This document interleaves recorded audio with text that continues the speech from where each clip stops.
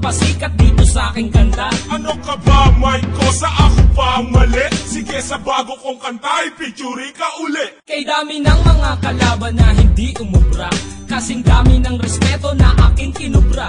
Masasabi bang wak pag may pumapalakpak? Sa lahat ng kanta ko na yung sinasalampa, I mean pinapakinggan. Teka lang mason, ang kanta ko'y namamayan pag nasa Central Luzon.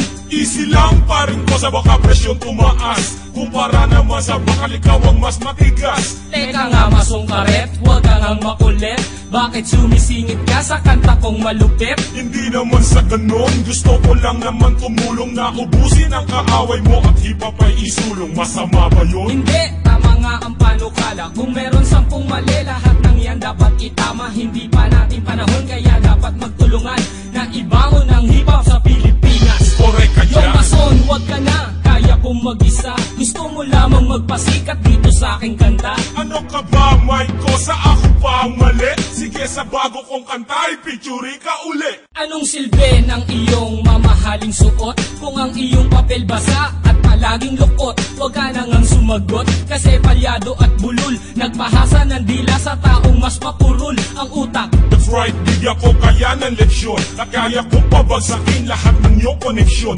Matibay akong proteksyon kahit di dumaan ang pamit. Gagaling ka sana kung meron kang utak na aking gamit. Yan, diyan ka lang magaling. Pinapatulan mo pa rin kahit walang narating. Sumasama ka pa kasi ako nga hindi kinaya na lumitan lang sa akin letra. Magpaparatang na ng gaya daw ako. Sabi nila, ang tanong ko lang kanino, o nainggit ka lang sa mga letra kong pinino? Yan, si paring ko sa tama lang magyabang, kasi kayong lahat sa karangalan ay tigang. Yo mason, huwag ka na, kaya kong mag-isa. Gusto mo lamang magpasikat dito sa aking